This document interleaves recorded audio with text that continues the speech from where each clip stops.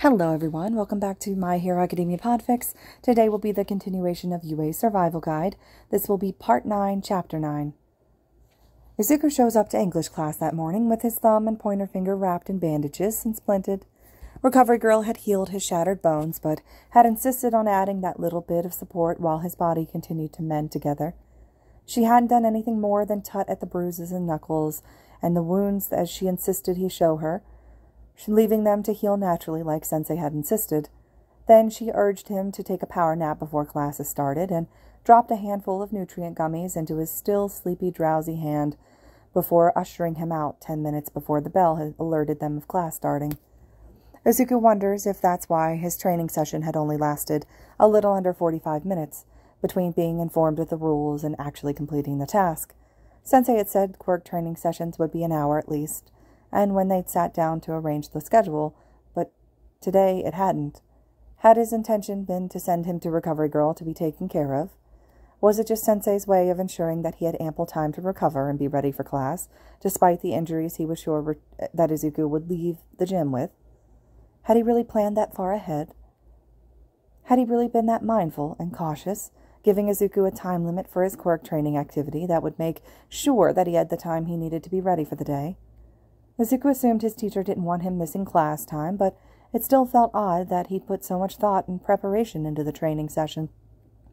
Seeing it from all angles and predicting outcomes and planning appropriately for each different outcome. He doesn't let himself think too long about it, though, because before he knows it, he's already sitting in English, and Mike Sensei is spinning away from the chalkboard with a wide grin, the new concept they'll be learning scrawled in white chalk behind him. Oboro had been late coming to class, probably staying behind with Sensei, who'd been in Gym Gamma the last time Izuku had seen him. But Oboro hadn't followed him down to the infirmary. Izuku wonders how the mess of concrete was going to be cleaned up, but he assumes it'll be taken care of the same way it was built, using Cementos' quirk. The ghost shoots him a smile in greeting, but settles at Mike Sensei's desk instead of perching on Izuku's. That's not weird in itself, but the fact that Oboro is near silent definitely is. Oboro seems to just watch as Sensei teaches. He's not really listening, just studying the man. He probably knows this lesson already. He's said before that he's come a lot to present Mike and Aizawa Sensei's classes. Why does he keep coming if he already knows what's being taught?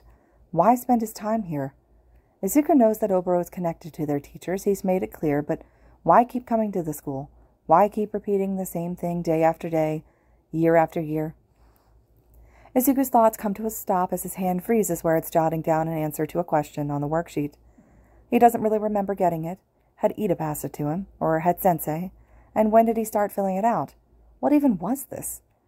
Izuku can't help but let his thoughts stray from the paper again, glance lifting to the ghost perched at his teacher's desk in the front of the room. He really doesn't know a lot about the ghost. He's let this ghost use his quirk, but he knows very little about him. Honestly, what does he actually know? He knows he's dead, but that's a given. Oboro is a ghost. Ghosts are usually dead. That doesn't really count as something that Izuku knows about him. It's a fact. He knows he's close to Aizawa Sensei and present Mike Sensei, but he doesn't know how, why. Why is this ghost following his teachers around? Why is Oboro so keen on them, so invested in them? Why does he sit through this class every single day when he's not learning anything, and Sensei can't even see him? Izuku would definitely want to follow none of his teachers around if he was a ghost. It just raises more questions, though. Why? Who the hell is this ghost? He obviously was a student here, or he was, given the uniform, but Oboro definitely has the spirit and the attitude to be a Hero Corps student, and he's got a good quirk to boot. He gave a little regard for himself before launching into battle alongside his sensei and throwing himself in the crossfire when it came to Izuku and his peers versus the decay quirked villain as well. He had that same drive of, my feet just started moving on their own. But what else does he really know? He knows Oboro's quirk just from seeing it. He knows the quirk because Oboro has been compelled to tell him about it. That had been the only conversation where he'd actually gotten solid answers from the ghost, and that was where just because they were both too desperate to figure out what the hell happened to really think about what they were doing and sharing. But that's all he knows. He's a ghost. He died at some point. He's close to his two specific teachers. Again, how or why, he doesn't know. And he's got a cloud quirk that he wouldn't have told him about if he hadn't come up like that, and quite literally. Izuku's not sure Oboro would have said a thing about his quirk if he hadn't witnessed the clouds himself. Then there's nothing else he can think of. He knows nothing else about this ghost, and in contrast, there's little Oboro doesn't know about Izuku. Oboro's seen where he lives, has been in his home, he's watched his TV and used his computer, they'd eaten together, or Izuku had eaten and Oboro just pouted while whining about his inability to eat.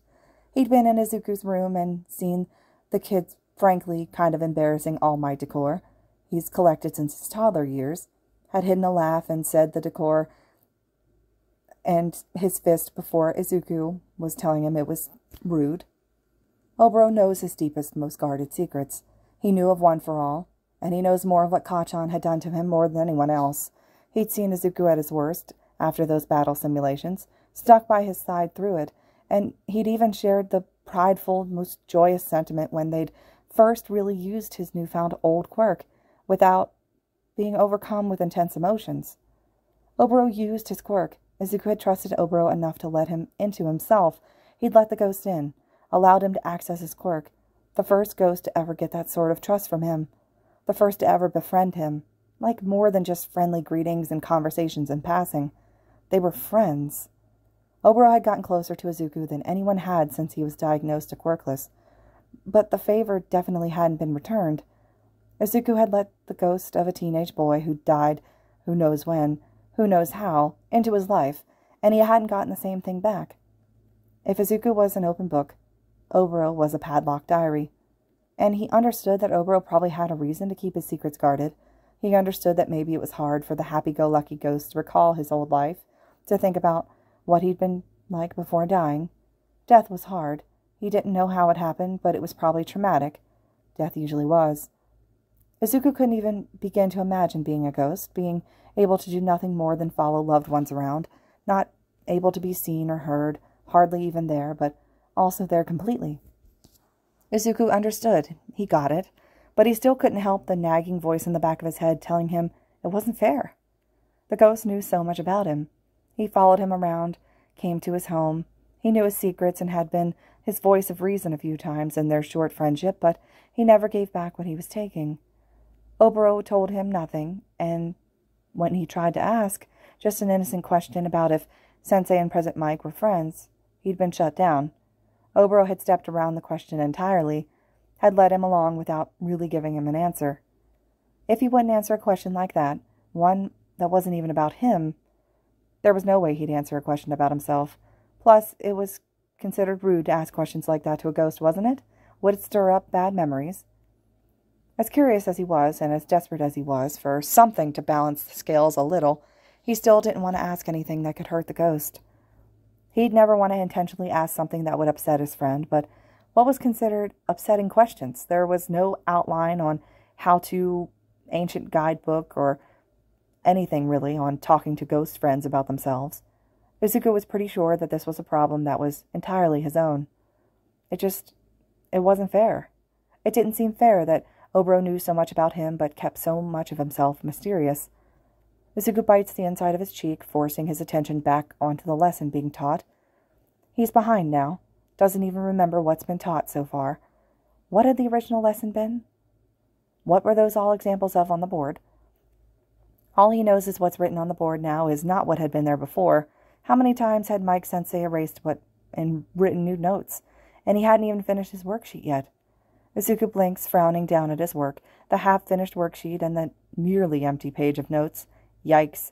When he looks back up towards his teacher and the board again in an attempt to try and brute force his way through the lesson, he catches his sensei's gaze for a second. The teacher frowns lightly, cocks his head to the side, in a silent and hardly noticeable gesture of question, before going back to teaching. He knows. Had he been that obviously lost in thought, caught by listening, not even paying attention in the slightest? That was a glance of knowing from Mike Sensei. Had his teacher really caught on to the fact that he was so spaced out in class that he didn't really notice the 40 minutes that had passed by? And had he noticed but not attempted to call Izuku's attention back, to remind him to focus, he'd just let him? Izuku's not sure what his teacher sees on his face when the man catches his own gaze for a second time, and, damn it, he'd zoned out again, hadn't he? The board's been updated, and nothing makes sense to Izuku anymore. His teacher's frown had deepened for a second after that brief moment of eye contact, the second time, not the first. Before that bright smile is back on his face and he's addressing the whole class again. He's honestly glad he doesn't get called out for it. That's something his previous teachers have always done. And it always fueled his tormentors. Stupid Deku, wanting to get into Yuuei, can't even focus in class. Yeah, right. Kacchan had always been the worst for throwing those thoughtful spells of inattention back at him. He brushes off the thought after a glance over at Kacchan. The older teen's gaze is on the board, sitting slack in his chair. He's writing down the notes, paying attention, even if he does look completely bored with his fist holding his head up. He's not paying Izuku any mind, and it's a weight off of the green-haired teen's shoulders. Kacchan had changed a lot since the start of the year, hardly paying Izuku any attention at all anymore. For the rest of the class, Izuku tries to catch himself up, but it's a lost cause considering he doesn't really know what he'd missed. How much had Mike-sensei taught when he'd had his head up, in the clouds, thinking about his ghost friend? Midoriya. Sensei's voice breaks him from his thoughts. The teen looks up from his anxious scrawl of notes, and he'd caught up at the end of class, only to notice the room emptying. Had the bell rung already? He forces his attention up to where President Mike is looking at him, that little frown from earlier back on his face. Can we have a word before you head out, little listener? He gives a nod, because who is he to deny a teacher asking to speak with him? He'd expected this. He'd been ignoring the lesson, lost in his own head. Of course, his teacher would have something to say about it. They always do. He was behind now, his notes making 0 sense because he'd missed half of them, and the assignment his classmates were setting down in a pile on Sensei's podium was hardly started. He was definitely in trouble, but at least he was in trouble after his classmates were gone. Izuku packs up his desk and stands slowly, half-completed assignment clutched to his chest as he makes his way towards Mike-sensei. Ochako had paused in the doorway, shooting him a look, which he'd waved off. He didn't want her to be late for math class, too, and he really didn't want her watching him getting chewed out for spacing out when he was supposed to be paying attention. He shuffles his feet, shooting Oboro a look that the ghost frowns heavily at. There's a hesitance and uncertain glimmer in the ghost's eyes as he stiffens up. Had he noticed Izuku's inattention, too? He hadn't said anything, either. He'd almost forgotten the ghost was in the room at all, too consumed by his own thoughts and the pit of bubbling uncertainty in his stomach. Still, the look Izuku shoots him, as the ghost is leaving before the classroom as well, lingering for just a second before poofing away. He's not sure where he goes, but he's glad that he left. He doesn't want to be lectured in front of any of his friends, alive or dead. Are you okay, listener? Izuku's attention jolts where his teacher is leaning against the edge of the podium, right beside where everyone had set their assignments. It's not what he's expecting. Concern? Where was the irritation? The annoyance? Is the only thing Izuku can manage. I just noticed you haven't been paying much attention in class today, and I was wondering if you were all right. Did something happen? I know you were working with Aizawa this morning, right? Did something happen then? He gives a slow nod, and he's not sure whether it's confirmation or that he'd worked out with Aizawa that morning, or agreement that he's been disassociating in class some. It takes a moment for his brain to catch up to the other questions, and he quickly shakes his head, which probably is contradicting. He hopes his sensei understands either way. He's what? Okay, not okay, lost, confused, thinking about a ghost that he knows nothing about. Fine. Fine, his teacher repeats with a raised eyebrow. President Mike's face softens slightly, and his head quirks a bit to the side. You know, listener, I've been a teacher for a long time now, and I gotta tell you, when a student says they're fine, they're usually not. There's a pause, where Izuku shrugs, gaze dropping to his shoes. You were having a lot of trouble staying focused, and from what I can tell, you were disassociating pretty bad, kiddo. Mike's voice is soft again, maybe the softest he's ever heard from his eccentrically loud teacher. Do you need to see Hound Dog? I can walk you down before the next class starts. I'm sure he wouldn't mind. No, he shakes his head promptly. This wasn't a problem that he could talk to the counselor about. It wasn't a problem he could talk to anyone about. I'm sorry, I'm just having friend troubles, I think. Really, I don't need to see Hound Dog. I'm really okay. Sorry about spacing out during class. It's all right, Mike-sensei assures him with a gentle smile. Sometimes you just can't help it. Just one of those days, huh? Izuku gives a light nod, fiddling with his assignment paper. Tell you what, listener. Mike-sensei's voice is almost back to the usual chipper tone he teaches with. It's still softer like before, but it's a nice middle between soft-spoken and his bright teaching tones. Why don't you stop by at the start of lunch, and we'll make sure you've got all the notes, okay? And if you need a bit more time with that assignment, you can pass it in at the end of the day, or even before class on Monday. Sound good? Yes, Sensei. Izuku lets out a breath of relief, crinkling the paper as he tightens his grip. He really had stayed behind expecting to get lectured, to be in trouble for not paying attention. And honestly, he does feel bad about not paying attention. He shouldn't have let himself get so wrapped up in Oboro. I really am sorry. I'll try not to let it happen again. Don't worry your little head, listener. His teacher chirps back at him, and he's suddenly back to his usual self. The softness almost completely wiped from his tone, but it's almost comforting that present Mike is letting this go so easily. It's nothing we can't fix with a little extra work, you dig? Izuku lets a small smile curl onto his lips. He really liked present Mike. He'd always seemed super nice on the radio, and it's just nice to know that he's actually like that in real life, too. Some people just put on an act when they're in the spotlight, a persona that'll be well received by the public. Izuku's not sure that's the case for the eccentric radio host and pro-hero. It's nice. Oh, hey, before you head out, Mike-sensei interrupts Izuku's thoughts. He hadn't been spacing out, just thinking. Was there anything I can help you with? You know, with your friend problem that's troubling you? Or if not, that's fine too. Izuku opens his mouth to promise that he's okay before he shuts it with a click of his teeth. Wait a second. Maybe he could help. When did you start teaching here, Sensei? The question catches his teacher off guard. He can tell Mike-sensei's eyebrows furrow in surprise, and his mouth forms an O shape before his expression relaxes out and lets out a laugh. Ah, I've been here about 6 years. What about Aizawa-sensei? The surprise doesn't show on present Mike's face a second time, but he does cock his head in confusion. The man blinks slowly before replying uncertainly, like Izuku has some kind of ulterior motive behind the question. Aizawa started a semester after I did. Izuku nods his head. 6 years. Good. He's got a time frame now to look through. Thank you, Sensei. No problem, the man mutters without a second thought. He sobers a bit, a light frown of suspicion tugging at his lips. Is there a reason you're asking about us, or are you asking all your teachers when they started? No, no reason. Izuku rubs the back of his neck, teeth digging into his lip in a way that he hopes doesn't look suspicious. It probably does, but what can he do? I was just curious, I guess. You're just a great teacher, Sensei, and so is Aizawa-sensei in, like, his own kind of way? Thanks, listener. Mike nods softly and is eyeing the teen over before he lets out a sigh.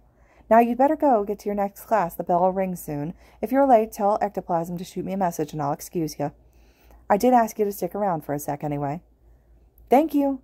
Izuku bows quickly before standing up again. I'll see you at the start of lunch, Sensei. And he sprints out the door before his sensei can get another word in. It's hours later that Izuku finds himself alone at the library. He's not sure where Oboro had gone. He hadn't seen him since English, when he'd sent him away without nothing more than a glance. He hadn't been waiting outside of Midnight Sensei's Modern Art Hero history class, and at the start of lunch, that's usually where Oboro would find him if he wanted to spend lunch with him. And if not, Izuku would just step into the flood of students heading to the cafeteria. It's lunch break now, or 20 minutes into it at least. He'd made a beeline for English when the bell had rung, stopping in with Mike-sensei for that promised extra help. He felt loads more confident about it, after finishing the worksheet, now that his notes were in order and he had everything he'd need at this point. It really helped, and thankfully Mike-sensei had brushed off how odd Izuku had been that morning. Truthfully, his teacher just looked glad to see him chipper again, and not as disassociative as he'd been in class. It was still lingering. He had managed to drag himself forcefully through his own thoughts on multiple occasions, but nothing had gotten out of his hand as it was in English. He'd managed to pull himself together for the most part, and kept his thoughts off his ghost friend during the rest of his classes. He thinks maybe it's because Oboro never joined him in any of them. Just English, homeroom, and any training that Aizawa-sensei is a part of. Anywhere his two senseis would be, basically. His lunchtime study session also had been a perfect excuse to dodge his classmates when they asked him to join him for lunch. He felt bad doing it, but he was on a mission, and technically he had spent lunch with Mike-sensei, just not the whole lunch hour. He hadn't lied. So here Izuku sat at a table towards the back of the library, hidden away behind rows of books. The library was usually pretty empty unless students were cramming for tests or exams, but for the most part, the student body tended to hang out in the cafeteria or in the schoolyard during breaks.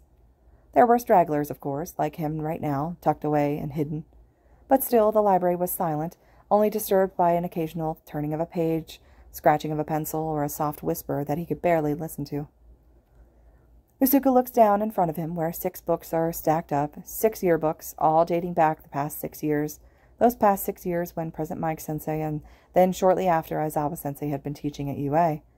The teen bites his lip as he pulls the first one off of the stack, flipping through the pages in hopes of finding a familiar face and tufts of cloudy blue hair hidden in the pages. He wants to find Oboro in one of these books. Oboro's bound to be here somewhere. He's wearing the school uniform after all. He was a student here. He knows, of course, and the teachers he knows as well. He hangs around Aizawa Sensei and Mike Sensei, 2 teachers, Izuku's teachers, so probably his own teachers as well. How else would a student know the 2?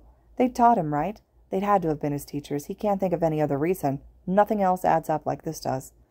So he flips through the pages, scans them all, studies each photo of each student. He slowly, one by one, makes his way through the pile. Each book gets the same treatment. Each book is studied and memorized and scanned for one face in particular, scanning for that wide, squinty grin and cheerful blue eyes. But he doesn't find him. Oboro isn't in any of these books. There's no one who even looks faintly like him in any of the 6 books, and Izuku is getting frustrated. Oboro doesn't exist. Not here in these books, not in the past 6 years his senseis have been teaching at Yuuei. Izuku lets his head thump down against the tabletop, swallowing down a groan of defeated annoyance. Nothing makes sense, and he feels more lost than he had before. As far as Izuku was concerned, his day had gone relatively well. There were ups and there were downs. Training had been a big success. In just 2 days, he'd already made bounds and leaps with both his natural quirk and his gifted quirk. First of all, he'd touched Oboro. They'd touched of their own will instead of whatever 4th trauma manifestation had happened at USJ, and when they'd been tucked away in Izuku's bedroom. It had almost been different, using his quirk of his own free will, channeling it instead of being swept under the undercurrents of grief or fear or any other strong emotions that had forced the connection. Still, it was amazing. How cool was that? He'd touched the ghost, had allowed the ghost to access his quirk. He'd access his quirk. They'd touched a living teen and a deceased teen. Touching. Oboro didn't even have a solid form, but he did. Only when Izuku's quirk was active, though. And then there was the fact that Oboro had made a cloud in Izuku's living room. Sure, he'd seen the clouds at the USJ, but it felt all the more real when it was in his house. He knew for a fact nothing could have done it besides Oboro. Clouds don't appear in apartments, not that they supposedly just appear in the enclosed dome of the USJ either, but Izuku knows for a fact that clouds don't appear in apartments. There was no doubt after the fact that Oboro could harness Izuku's quirk and use his own. And if that weren't already progress enough, he'd also made serious progress with One for All, too. He'd only ever seen All Might rely on his fists in the heat of the battle, so Izuku had as well. It seemed right, logical, punching, using fists. It was All Might's quirk, so he should use it like All Might, right? Wrong. Izuku didn't have the same bulking frame. He was small, agile in a way the pro never could be in his hero form. Izuku was small and could easily rely on his feet instead of his fists. Kicks just made so much more sense to him. He could put so much power into whipping around to kick something, or someone. He was so powerful with his fists as well, but kicking just worked better for him, and his body type. He could try as hard as he wanted to build up mass, but it was unrealistic to think that he'd ever reach All Might's frame. Besides, being small wasn't a curse. Well, it had been when he was little, but now it was a blessing in disguise. He was fast. He could throw himself through a roundhouse kick without much thought. He was light on his feet, but strong. His kicks held serious power, maybe even more than his fists if he can continue strengthening his ability to direct One for All to his feet better. Plus, if he used his feet, he doesn't risk injuring his arms any more than he already has, because, frankly, the scars are starting to get worrying. And he knows that by how Aizawa Sensei's gaze had lingered on his arm to play Connect the Scars when he'd been checking him for major injuries after their quirk training session that morning. And he really didn't want to push his arms and hands past the point that he can no longer use them. He can use his feet as his primary attack method, but he can't always rely on being able to swing into a kick. He's got to have other effect moves, like Sensei had mentioned at USJ. And his teacher really had cool hidden moves that Izuku couldn't even dream of having. Sensei was so cool. Still, Izuku feels quite accomplished as he walks home from the train station. He knows the day hadn't been perfect. His disassociating episode in English class, that worried his teacher to the point that he'd suggested an impromptu counselor visit, as well as slamming into a dead end on the first lead Izuku had managed to get when it came to trying to figure out his ghost friend. Not to mention the fact that he still sores, but he's bruised and his fingers are bandaged at Recovery Girl's insistence. But he feels good, all things considered. He's alone today, Oboro having found him while he was doing sparring with Asui during the end of the day. Present Mike had apparently been called in specifically for a villain attack in the city, and Oboro had been bouncing on the balls of his heels as he raved about tagging along. Izuku had nodded his head, frowning, as Asui caught him with her tongue and the second of his distractedness. His brain was half a second too late to dodge around it, like he had been up until that point. He shot the ghost a glare as he struggled half-heartedly against the restraint of Asui's tongue before turning his attention back to his frog friend, who was blinking in surprise. "Pay attention, Midoriya," Sensei had scowled from across the room, shaking his head. Izuku wasn't sure how the man always saw that whenever they weren't at their best. It was a scary talent. "You're a sitting target when you're distracted." The ghost had shot him a sheepish grin before disappearing from sight, no doubt to join Present Mike like he had been talking about. The teen blew out a breath, dragging his gaze away from where it had shot to his sensei's stern tone and back to Suyu, his friend. "Let him loose." "Again." Asui nodded, settling into her attack stance. The day had finished off as it usually did. After his distraction of a friend was gone, he'd managed to push himself to the limits. He'd performed to his full potential and gave it his all. Sensei didn't have to remind him to focus again. Izuku didn't mind leaving by himself, though it was weird to not have Oboro at his side. He'd grown used to walking home with the ghost in the 2.5 weeks that they'd been doing it. And to be fair, he hadn't really ever walked alone. He walked to the station with Ida and Ochako, who always invite him to walk with them, but he usually excuses himself and left a bit later so he could walk home with the ghost. It was nice walking with people that he could talk to without having to pretend to be on a call or risk looking like a crazy person. They'd really just talked about lessons, the homework that they'd been given for their core classes, and about how harsh Aizawa-sensei could be at times. They'd only talked about him because he'd lectured Uraraka about pushing herself too hard, instead of taking small steps in an attempt to build her endurance when she'd made herself sick towards the end of class after overusing her quirk. It was a fair lecture, as sensei's intense talks usually were, but no one liked being on the receiving end of one, even if they were incredibly useful. He'd waved to them as he stepped onto his own train. Ochako went in the other direction, and Ida's was about 10 minutes after theirs. The rest of his walk home was quiet. He'd settled down at the kitchen table to work on his homework when he'd arrived, first on the English assignment and then on his math. He was halfway through the equations when there was a steady knock on the door. Izuku cocked his head in the direction of the door, frowning as he pushed himself up, padded through the apartment to open it. He doesn't really know who it could be.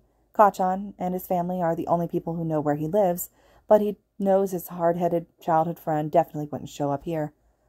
And none of his school friends know where he lives, and Oboro doesn't bother with doors, usually can anyways. Izuku pulled the door open, back going ramrod straight when he makes eye contact with their landlord, standing patiently on the other side. He probably should have checked the peephole before opening the door. Then maybe he could have come up with something more than a quiet, "Hi," he accidentally squeaks out. The teen winces internally at the pathetic noise that he'd just made in surprise, wanting to do nothing more than face palm. He doesn't, but he wants to. "Hey, kid," the man greets. He's short, just a bit taller than Izuku, but not that that's really a positive comparison. Portly, but a bit with a friendly face and kind eyes. He'd always been kind, lenient as the landlord over the years. He's older, mid to late 50s. His own daughter had been Izuku's babysitter for a couple of years after his dad left. She's in university in America now. "Your mother home?" "No," Izuku shakes his head. "Not yet. You know how her hectic schedule can be sometimes. Was there a message I could deliver to her?" The man shuffles his feet, biting his lip before sighing. "It's not something that you should be worried about, kid. You're going to that fancy school, yeah? Yuuei? That's what should be worried about. Focus on that. I'll come back around to talk to her later." Izuku gives a slow nod, wondering briefly how he knows which school he goes to, before remembering that he's currently in his uniform. Then his brain catches up to the "I'll come back around later," and he knows that his landlord isn't going to catch her either. If Izuku, who lives in the same apartment, can't, the landlord probably won't. No, it's okay. What do you need my mom for? Well, the man clears his throat. Just, rent was due last week, and I didn't receive anything from her. His mother hadn't paid the rent. Izuku tried not to let the surprise show on his face. I'm sorry, she must have forgotten. I'll let her know when I see her. Thanks, kid. The man gives a light smile. Just let her know I stopped by. Good luck with your classes. I hear they're tough. Thank you. Izuku forced his smile onto his own face, despite the sinking feeling in his chest. She hadn't paid rent. She had never not paid rent. I'll let her know that you're looking for her when I see her. Thank you for stopping in. Izuku bows slightly, hoping that the action will hide his nervous eyes behind his hair. When he straightens back up, the man gives him a smile and a light wave before turning and walking away down the hall without another word. Izuku finds himself, a couple seconds later, stood in the exact position, leaning too heavily on the open door. He swallows, slowly easing the door shut.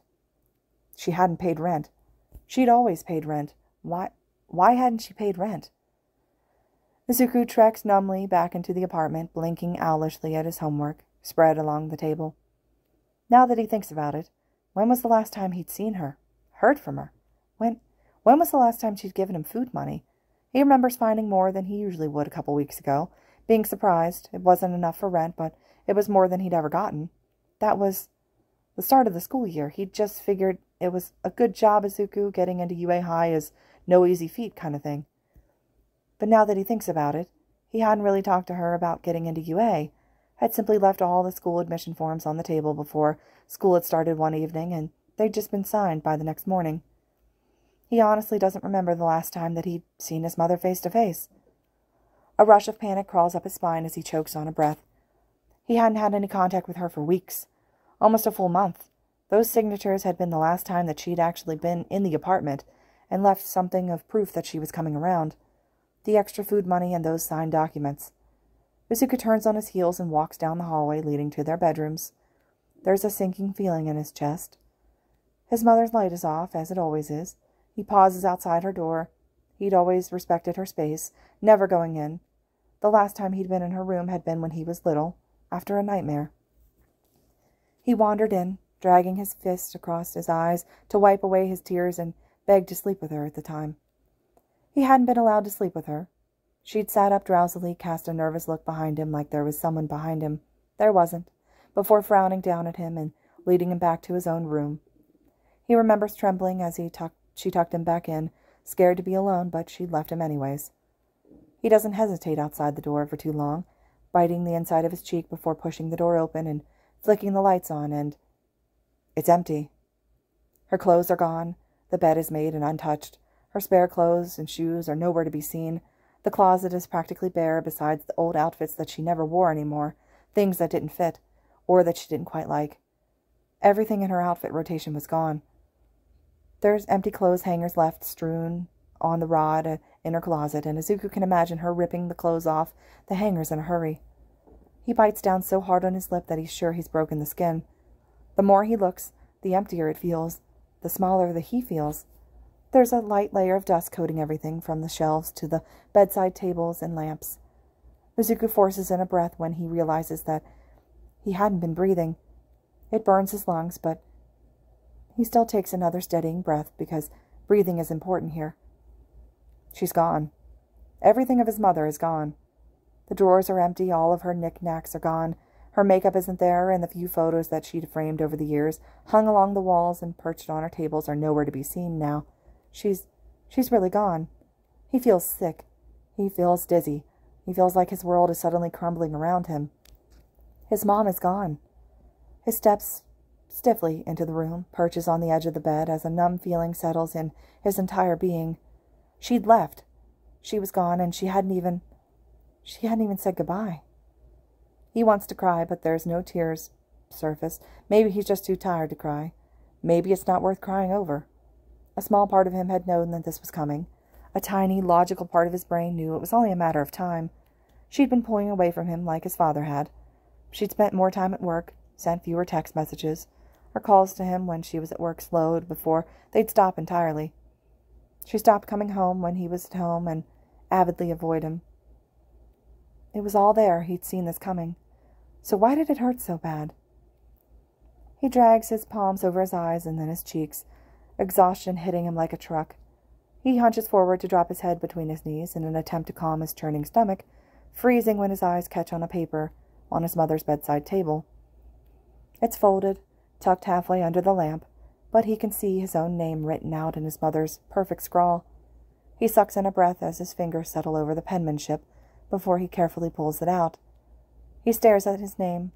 Doesn't know how long he does. It's like he can't force his attention away. Like if he looks away or pays any mind at all, it'll disappear from his fingers. He thumbs over the lettering of his name before finally finding the courage to unfold it. And he wishes he hadn't. I'm sorry. This concludes Chapter 9 of Yuuei Survival Guide. I'll be back with Chapter 10 here for you guys here shortly. And as always, thank you so much for listening.